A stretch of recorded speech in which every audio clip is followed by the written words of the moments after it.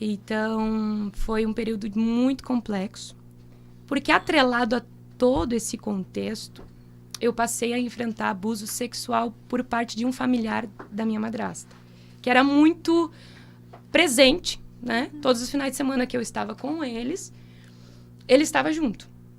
Então, ali, eu não sei exatamente a data, assim, entre 7 e 8 anos, eu sofri o primeiro abuso da parte dele. E era algo assim, hoje eu vejo, abusador é terrível, né? Então, ele conseguia achar brechas mesmo com pessoas na casa. Ele conseguia achar brechas para aliciar, né?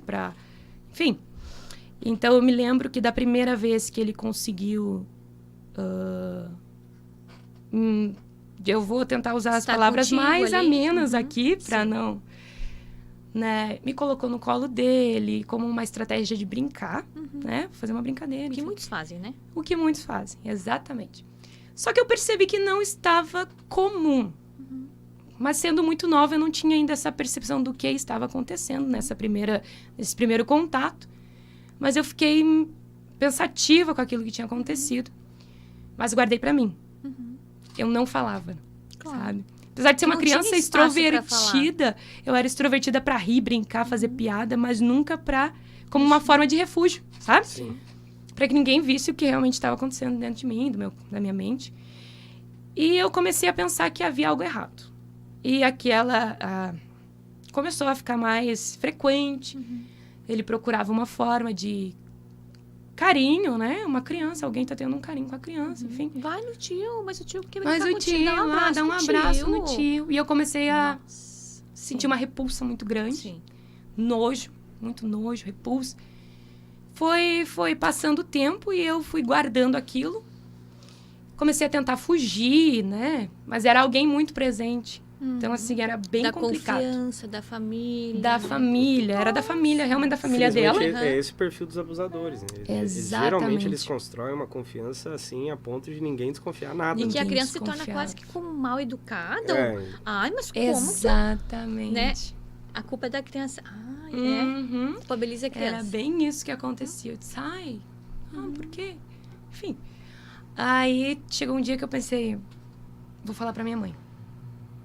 Aí eu tava voltando da escola, eu disse, a voz embargada, coração acelerado. Eu digo, meu Deus, como que eu vou contar? Vai criar um atrito entre ela e meu pai, vai briga, eu não quero mais briga. Mas eu disse, mãe, aconteceu isso, fulano de tal. Tá.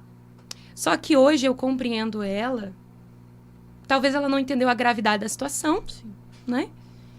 E também por não querer mais atrito, mais confusão. Ela me disse assim, filha, foge. Se acontecer isso, tu foge. E provavelmente ela tenha falado mais alguma coisa sobre, fala de novo, fala... Só que tudo que eu guardei foi foge. A intenção dela era realmente te proteger, te guardar da forma que ela ia conseguir. Porque ela não ia conseguir te privar, digamos, de ir no pai e né? Como tu falou, ia causar uma situação mais complicada, né? Hoje, por muito tempo, eu digo, eu culpei ela por uma omissão. Sim. Não conseguia compreender. Hoje, como eu digo, olhando ela da perspectiva que o céu olha, que Deus olha, eu consigo entender as limitações dela naquele momento. Só que eu tomei pra mim, a responsabilidade é minha. 9, 10 anos.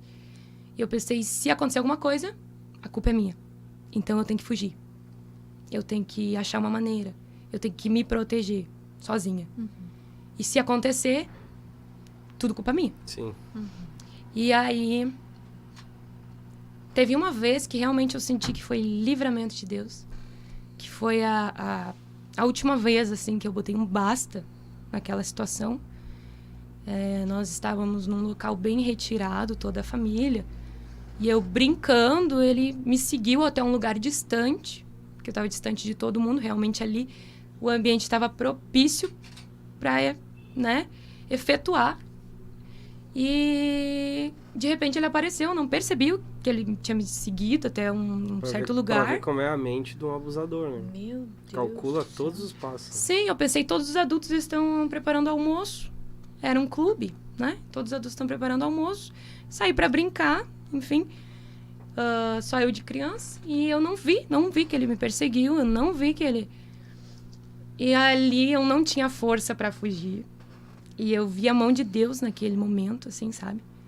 Consegui, de certa forma, fugir, sair correndo, tirei força da onde eu não tinha, né?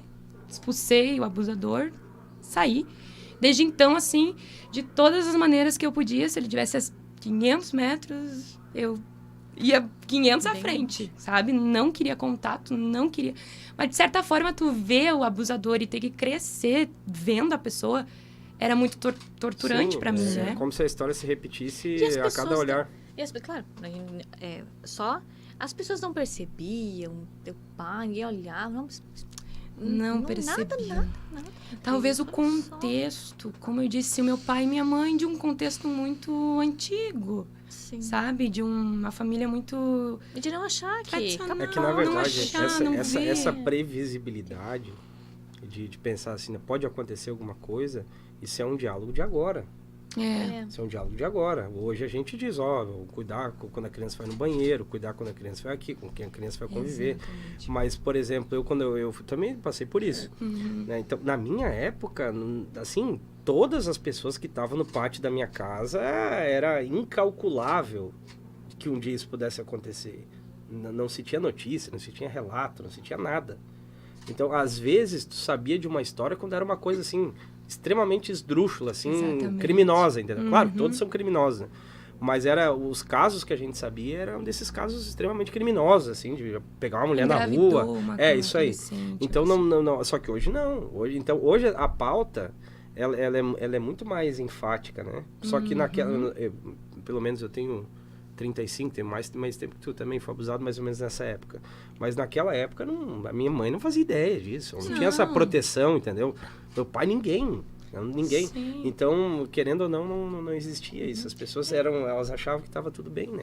Porque as pessoas... Elas não dimensionavam isso. Né? E vão pensar, poxa, mas não tinha. Exatamente. Né? Até por isso que hoje eu vejo, quem sabe, a minha mãe não viu a proporção daquilo que estava acontecendo. E como eu era uma criança, assim... Eu estava no ambiente, quando eu estava com a família do meu pai, mas eu não estava, entendeu?